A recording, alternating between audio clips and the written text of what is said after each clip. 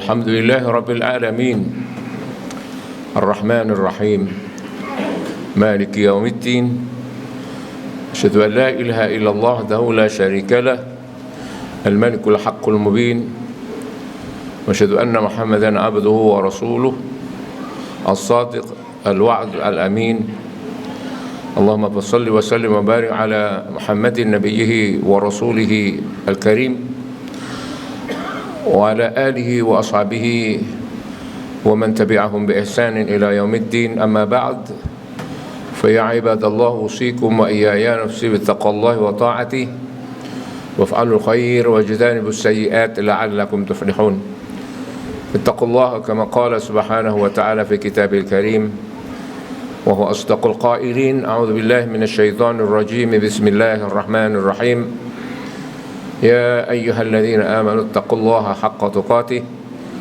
ولا تموتن إلا وأنتم مسلمون وقال نبي الله صلى الله عليه وآله وسلم اتق الله حيثما كنت عباد الله yang dimuliakan Allah Subhanahu wa taala. Sudah 2 tahun kita sebagai bangsa ini dicoba dengan pandemik dan sudah dibahas dalam berbagai hal. Dunia juga mengalaminya. Pandemik ini menimbulkan berbagai krisis, bukan saja ekonomi yang dialami oleh negara, tapi juga orang per orang. Bukan saja ekonomi, tapi juga antar orang per orang dan hubungan antar orang juga mengalami krisis, saling curiga dan sebagainya. Tapi ada juga yang mengambil keuntungan dari sini dan seterusnya. Di atas semua itu ada yang melihatnya ini sebagai satu musibah atau sebagai bala atau sebagai siksaan, macam-macam. Jumat kali ini akan membahas sekitar itu dari pada Al-Quran. Kita dengan mengambil surah ke-67 Al-Mulk ayat 1 dan 2. A'udzubillahi minasyaitonirrajim. Bismillahirrahmanirrahim. Tabarakalladzi biyadihil mulk wa huwa ala kulli syai'in qadir. Alladzi khalaqal mauta wal hayata liyabluwakum ayyukum ahsanu amala wa huwal azizul ghafur. Ibadallah, ayat ini mengawali dengan Maha Suci Allah, yang diikuti dengan yang menguasai segala kerajaan atau kekuasaan. Yang dimaksud dengan Tabaraka, Maha Suci Allah ini berkait dengan kekuasaan dan kerajaan itu, maka Allah suci dari segala kepentingan. Yang paling dekat adalah suci dari segala kepentingan, disebut Maha Suci, Maha Suci, Maha Suci lainnya. Ini sangat beda dengan orang-orang yang di tangannya atau di pundaknya ada kekuasaan. Ini sulit sekali disebut suci karena apa? Kepentingan sudah masuk di situ. Apakah dia sebagai apapun, apakah pejabat apapun, maka kesucian dari kepentingannya dalam jabatan itu sangat sulit. Tetapi Allah memiliki segala kekuasaan, kerajaan itu. Allah Maha Suci, tidak memiliki kepentingan apapun. Kata Al-Mulk, kerajaan, atau juga disebut mahkota, maka itu kata corona dalam konteks ini. Corona pun juga dilambangkannya juga satu jenis virus yang juga kurang lebih memiliki gambaran yang mirip-mirip dengan mahkota, maka disebut corona dan seterusnya. Allah menguasai segala mahkota kerajaan. Di dunia ini bukan cuma manusia yang berbicara tentang kepentingan terhadap mahkota atau kerajaan atau kekuasaan itu. Di dunia binatang juga ada rajanya dan segala macam jenisnya dari berbagai jenis-jenis binatang itu. Di manusia juga begitu. Bukan cuma raja yang bermahkota, tetapi juga para preman juga menjadi raja di dalam kepremanannya, dan seterusnya dan seterusnya. Seringkali manusia juga mengklaim dengan segala kepentingannya. Ketidaksuciannya ada di situ. Tapi Allah Maha Suci. Wa huwa ala kulli syai'in qadir, dan Allah Maha Kuasa atas segala sesuatu. Jadi di sini kata qadir dalam bahasa Arab ini namanya sighat mubalaghah, sebentuk yang berarti sangat, karena berkaitan dengan Allah berarti maha. Qadir itu kuasa, maka karena itu qadir, panjang qadir itu adalah maha kuasa. Qadir adalah kuasa. Orang-orang boleh menamakan dirinya atau menamakan anaknya qadir, yang kuasa. Kita juga qadir. Tapi untuk menyebut qadir, maha kuasa, ini harus dibatasi dengan pembatasan, misalnya Abdul Qadir, atau yang hamba yang maha kuasa. Karena qadir dengan qadir itu beda. Meskipun demikian, dalam penulisan bahasa Arab, Abdul Qadir panjang qaf atau Abdul Qadir dibenarkan. Ini untuk menghindarkan orang memanggil sesamanya menjadi qadir. Karena itu harus ada tambahan Abdul Qadir. Kalau Al-Qadir pastilah Allah. Ibadallah yang dimuliakan Allah Subhanahu wa taala. Ayat yang kedua menyebutkan alladzi khalaqal mauta wal hayata liyabluwakum ayyukum ahsanu amala. Allah yang menciptakan alladzi khalaqal mauta wal hayata, menciptakan kematian dan kehidupan. Dalam ayat ini kata al-mauta didahulukan sebelum kematian. Padahal yang nyata adalah kematian itu setelah kehidupan. Tetapi ayat ini menyebutkan al-mauta mendahului al-hayata. Jadi Allah yang menciptakan kematian dan kehidupan. Nah, dalam ayat ini para ulama tafsir diantaranya mengartikan bahwa di samping ulama nahwu atau tata bahasa dalam Quran ini, ada memang peristiwa atau jenis-jenis kalimat yang ada taqdim, mendahulukan sesuatu dengan mentakhirkan yang lainnya. Takhir. Nah, ini kematian ini didahulukan mengandung arti tambih atau peringatan. Jadi peringatan kenapa? Karena orang itu seringkali yang difikirkan cuma hidup aja. Begitu hidup, apalagi punya jabatan, punya kekayaan atau apapun, lupa matinya. Nah, supaya tidak lupa terhadap kematiannya, Allah mendahulukan kematian itu, setelah itu adalah kehidupan. Bahkan Allah menyebutkan bahwa kehidupan walal akhiratu khairun laka minal ula di ayat yang lain, bahwa kehidupan yang akhir itu, yang kedua itu lebih bagus dan abadi. Jadi orang-orang yang memiliki kedudukan, memiliki jabatan, memiliki kekayaan, seringkali itu lupa. Bahkan bukan saja itu, bahkan orang-orang yang dalam kefakiran pun kadang-kadang juga lupa karena mengejar kehidupannya. Ada bahkan yang putus asa. Ibadallah. Jadi ayat ini memberikan peringatan untuk siapapun kita, hendaklah atau sebaiknya lah sering mengingat adanya kematian. Dan karena itu dimaksudkan juga bukan untuk alasan berputus asa lah, untuk apa kalau sudah akhirnya mati, tetapi justru memberikan sumbangsihnya bagi kehidupan yang lebih baik karena ada mati itu, karena kehidupan kedua, walal akhiratu khairun laka minal ula, kehidupan kedua itu yang lebih bagus.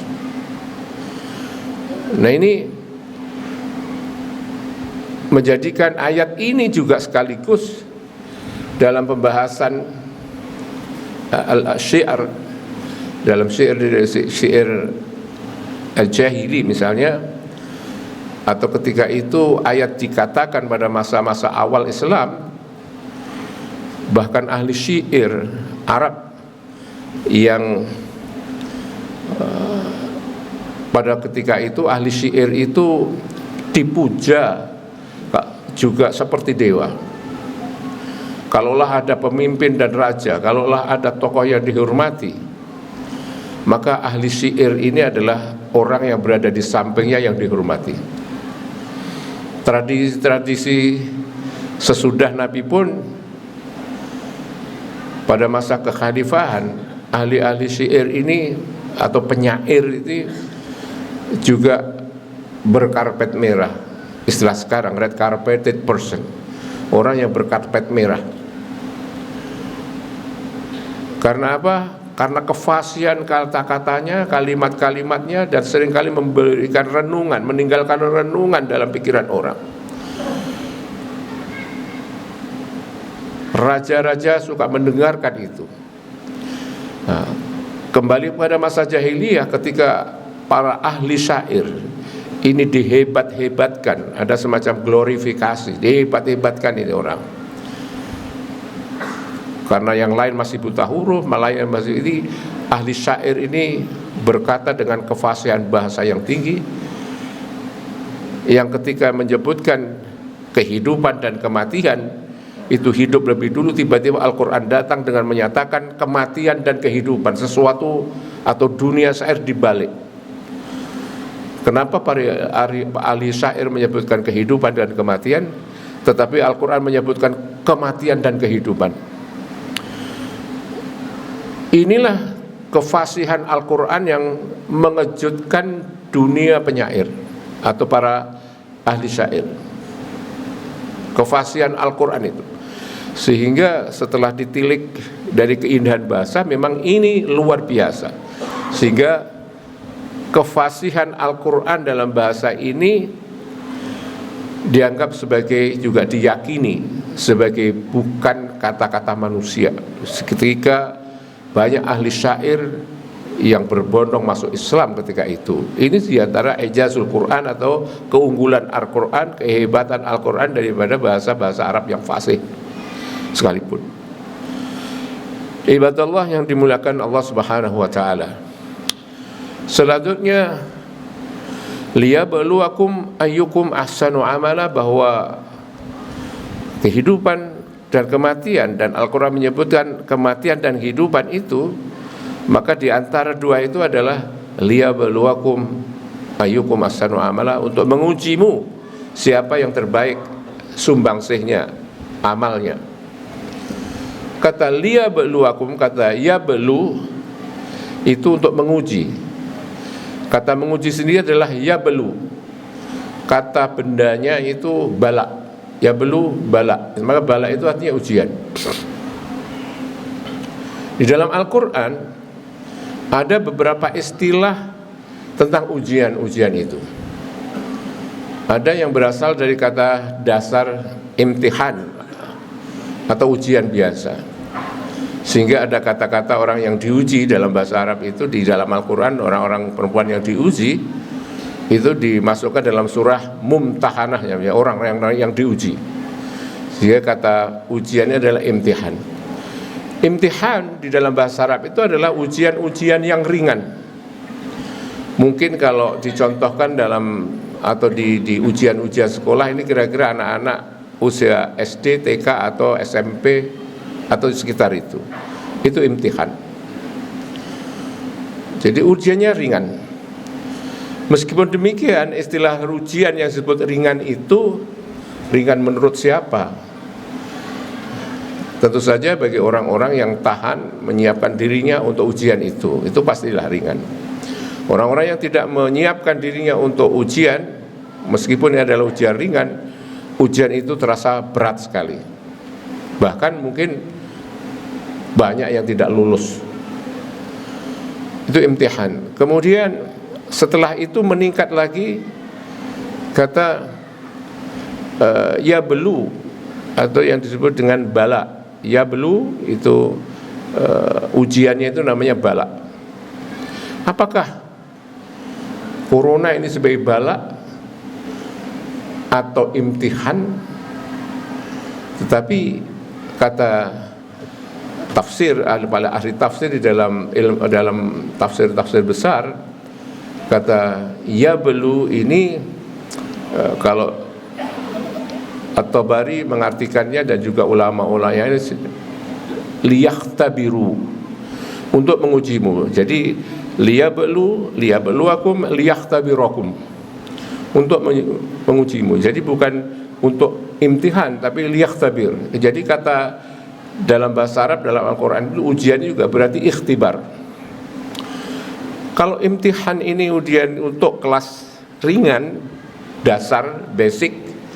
Imtihan atau kemudian bala itu ujian menengah, kira-kira bangsa SMA atau mungkin tingkat-tingkat perguruan tinggi kelas semester 1, 2 begitu, dan seterusnya mungkin sampai S1.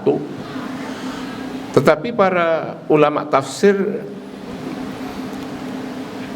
mengartikannya ini liyabluwakum liyakhtabirakum itu dengan tingkatan ujian tertinggi.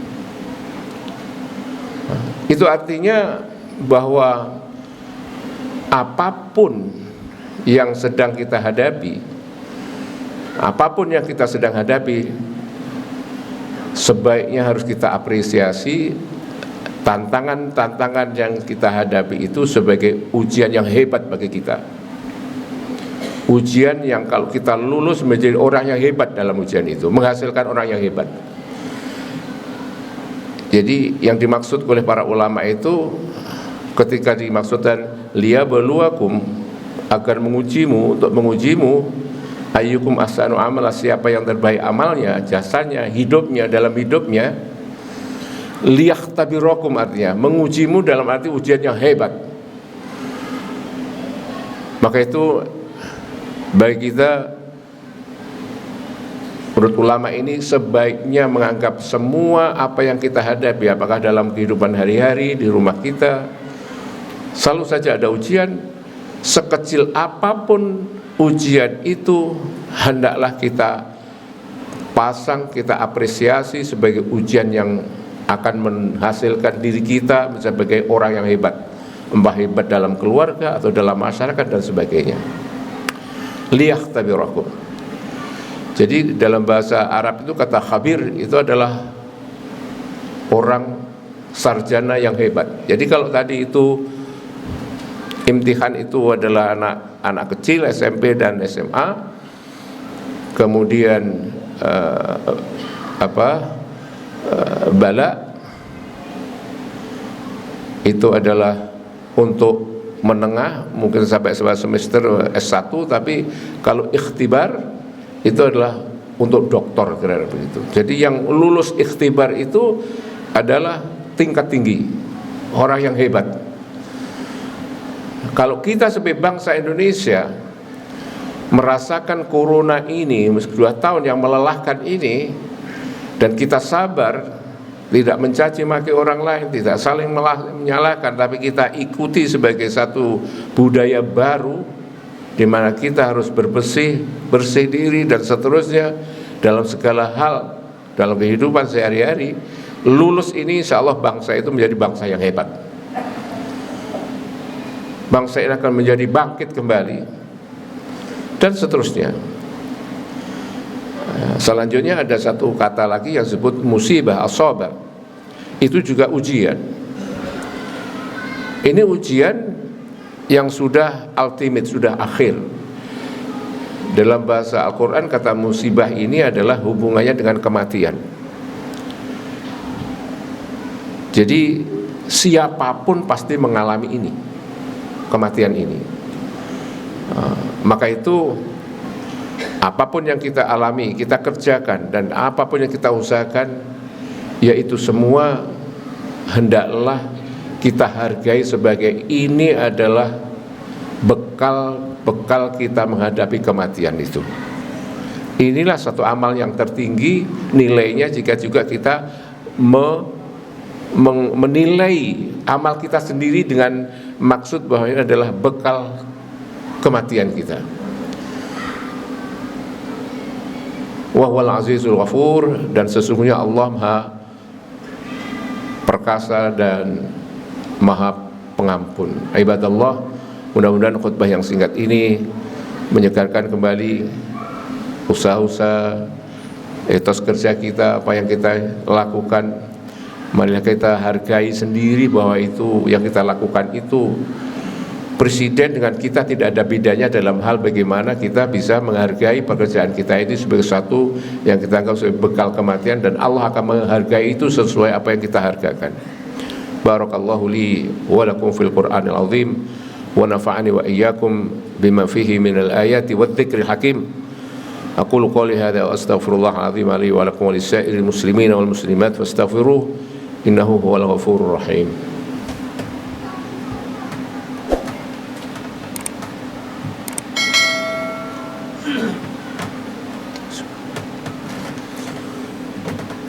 Alhamdulillahi haqqa hamdih wa ba'da hamdillahi bi jami'i mahamidih. Asyhadu an la ilaha illallah wahdahu la syarika lah, iyyahu na'budu wa huwal ma'bud wa nahnu min ibadihi, wa asyhadu anna Muhammadan 'abduhu wa rasuluh al-mab'utsu rahmatan li jami'i ummatihi. Allahumma shalli wa sallim wa barik ala Muhammadin nabiyyihi wa rasulihi wa alihi wa sahbihi wa alaina jami'an min tabi'ihi wa atba'ihi. Amma ba'd, fa ya ibadallah, usikum wa iyaya nafsi bi taqwallahi wa ta'atihi wa fa'alul khair wajtanibus sayyi'at la'allakum tuflihun. Ittaqullah aw kama qala subhanahu wa ta'ala fi kitabil karim. A'udzu billahi minasy syaithanir rajim. Bismillahirrahmanir rahim. Ya ayyuhalladzina amanu ittaqullaha wa kunu ma'as shadiqin. Wa qala innallaha wa malaikatahu yusalluna 'alan nabi ya ayyuhalladzina amanu sallu 'alaihi wa sallimu taslima. Allahumma salli 'ala Muhammad wa 'ala ali Muhammad kama sallaita 'ala Ibrahim wa 'ala ali Ibrahim, wa barik 'ala Muhammad wa 'ala ali Muhammad kama barakta 'ala Ibrahim wa 'ali Ibrahim innaka Hamidum Majid. Allahumma ighfir lil muslimina wal muslimat wal mu'minina wal mu'minat al ahya'i minhum wal amwat innaka sami'un qaribun mujibud da'awat.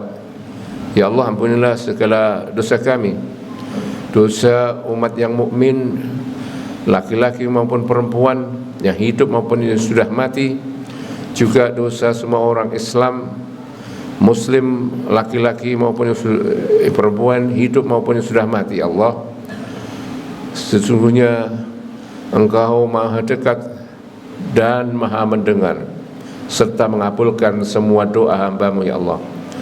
Allahumma yassir lana umurana wa umura ahlina wa uladina wa dhurriyyatina min yawmina hadha ila yaumil qiyamati wa yaumil liqa'ik fi umuri dunyana wa dinina wa akhiratina birahmatika ya arhamar rahimin. Ya Allah, mudahkanlah semua urusan kami, urusan keluarga kami, ya Allah, urusan anak-anak kami maupun juga urusan anak cucu kami, bahkan urusan semua keturunan kami hari ini sampai hari kiamat, ya Allah, bahkan sampai hari pertemuan denganmu, ya Allah, baik dalam urusan dunia, urusan agama maupun urusan akhirat, dengan rahmat dan kasih sayang-Mu, ya Allah. Yassir lana umurana, mudahkanlah semua urusan kami, ya Allah. Rabbana atina fid dunya hasanah wa fil akhirati hasanah wa qina adzaban nar. Ibadallah, innallaha ya'murukum bil 'adli wal ihsani wa ita'i dzil qurba wa yanha 'anil fahsya'i wal munkari wal baghi ya'idukum la'allakum tadhakkarun. Udhkurullaha al-'azima yadhkurkum washkuruhu 'ala ni'amihi yazidkum was'aluhu min fadlihi yu'tikum wa la dzikrullahi akbar. Tsumma aqimus shalah wa qumu a'malakum jazakumullah.